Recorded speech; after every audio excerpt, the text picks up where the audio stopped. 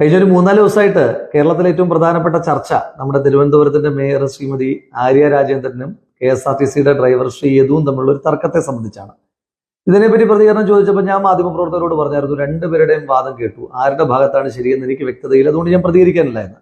മാത്രമല്ല, കഴിഞ്ഞ ദിവസം തന്നെ ഇതുമായി ബന്ധപ്പെട്ട ഒരു ചർച്ചയ്ക്ക് വേണ്ടിയിട്ടൊരു മാധ്യമ സ്ഥാപനത്തിൽ നിന്നൊരു സുഹൃത്ത് വിളിച്ചപ്പോൾ ഞാൻ ആ മാധ്യമപ്രവർത്തകരോട് പറഞ്ഞു, എനിക്കിതിനെപ്പറ്റി വലിയ ധാരണയില്ല. ഒരുപക്ഷെ ആ KSRTC ബസ് വളരെ വേഗത്തിൽ വന്നിട്ടുണ്ടാകാം, അപ്പൊ ഇവർ ഭയപ്പെട്ടിട്ടുണ്ടാകാം, അതിൽ നിന്നുണ്ടായ പ്രശ്നമായിരിക്കും. ഇനിയിപ്പോൾ ആ KSRTC ബസ്സിന്റെ ഡ്രൈവർക്ക് മനസ്സിലായിട്ടുണ്ടാവില്ല ഇവരാരാണെന്ന്. അപ്പോൾ നിങ്ങൾ ആരാണെന്ന് ചോദിച്ചപ്പോൾ അതിനകത്തുനിന്നൊരു ഈഗോ ഹർട്ടൊക്കെ ഉണ്ടായിട്ടുണ്ടായ വിഷയമായിരിക്കുമെന്നാണ് ഞാൻ വിചാരിച്ചത്. ആ തരത്തിൽ ലൈറ്ററായിട്ട് ഞാൻ ഇഗ്നോർ ചെയ്തിരുന്നൊരു വിഷയമായിരുന്നു. പക്ഷേ ഇപ്പൊ എനിക്ക് അതിനകത്ത് പ്രതികരിക്കാനായിട്ട് തോന്നുന്ന അതിന്റെ ഒരു ഗ്രാവിറ്റി വർദ്ധിപ്പിക്കുന്നത് CPM ഈ വിഷയത്തിനകത്ത് എന്താണ് ഈ ചെയ്തുകൊണ്ടിരിക്കുന്നത്. ഇപ്പൊ ഇതിനകത്ത് ഇനിയും ആരുടെ ഭാഗത്തെ തെറ്റെന്ന് നമുക്കറിയില്ല എന്ന് പറഞ്ഞു. ഇനി പോട്ടെ, ശ്രീമതി ആര്യയുടെ ഭാഗത്തെ തെറ്റെന്ന് വിചാരിച്ചു.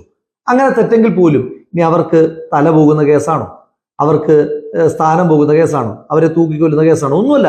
ഇനി ഇവരുടെ ഭാഗത്താണ് തെറ്റെന്ന് തെളിഞ്ഞാൽ പോലും പരമാവധി ഒരു ഫൈൻ അടച്ചാൽ തീരുന്ന ഒരു വിഷയമാണ് ഈ വിഷയം.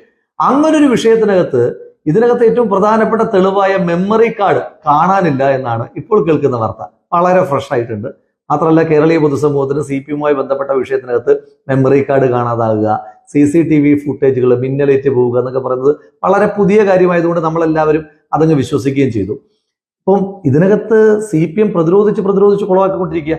ഇന്നിപ്പം DYFIയുടെ അഖിലേന്ത്യാ പ്രസിഡന്റും രാജ്യസഭാ മെമ്പറുമായ നമ്മുടെ റഹീമിന്റെ ഒരു പത്രസമ്മേളനം കണ്ടു, മാധ്യമ സമ്മേളനം കണ്ടു. ആ മാധ്യമ സമ്മേളനത്തിനകത്ത് അദ്ദേഹം പറയുന്നത് സച്ചിൻ ദേവ് ബസ്സിനകത്ത് കയറി ടിക്കറ്റ് എടുത്ത് ഡിപ്പോയിലേക്ക് പോകാൻ ശ്രമിച്ചു എന്നാണ്. കഴിഞ്ഞ ദിവസം ശ്രീമതി ആര്യ പറഞ്ഞത് സച്ചിൻ ദേവ് ബസ്സിനകത്തേക്ക് കയറിയിട്ടേ ഇല്ല എന്നാണ്. ആദ്യം ഇവർ തമ്മിൽ സംസാരിച്ച ഒരു ധാരണയിലെത്തണം, സച്ചിൻ ബസ്സിനകത്ത് കയറിയില്ലയോ. ഈ റഹീം പറയുന്നതിനകത്തേക്ക് അതിനകത്തേക്ക് പൊരുത്തക്കേടെന്ന് പറയുന്നത് അദ്ദേഹം പറയുകയാണ്, ബസ്സിനകത്ത് ടിക്കറ്റ് എടുത്തു. MLA-മാർക്ക് KSRTC ബസ്സിനകത്ത് പാസ് ഉള്ള കാര്യം അറിയാത്ത ആളാണോ ശ്രീ A റഹീം? അപ്പൊ നമ്മളിങ്ങനെ കള്ളം പറയാൻ ശ്രമിക്കുക, കയ്യിൽ നിന്ന് പോകുന്നതാണ്. അതിനകത്തേക്ക് ഞാൻ കിടക്കുന്നില്ല.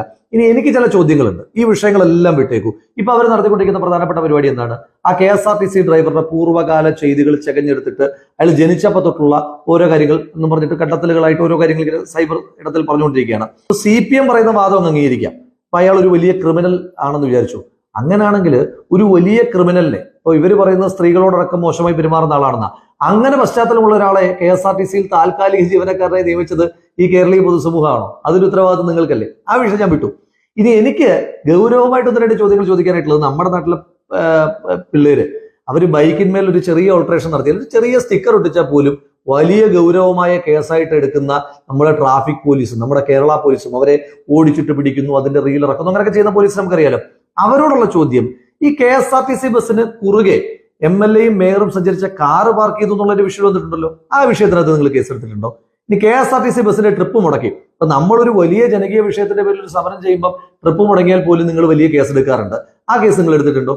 ഈ KSRTC ബസ്സിന്റെ ട്രിപ്പ് മുടങ്ങിയതിന്റെ ഫൈൻ നിങ്ങൾ ഈടാക്കിയിട്ടുണ്ടോ? ഇതൊന്നുമില്ല. അപ്പൊ കേസ് ഏകപക്ഷീയമാണ്.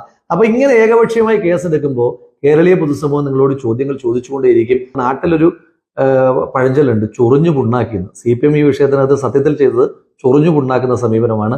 എന്തായാലും പുണ്ണായ സ്ഥിതിക്ക് ഈ വിഷയത്തിനകത്തെ ശരിതെറ്റുകൾ നമുക്കൊന്ന് വിചാരണ ചെയ്യാം.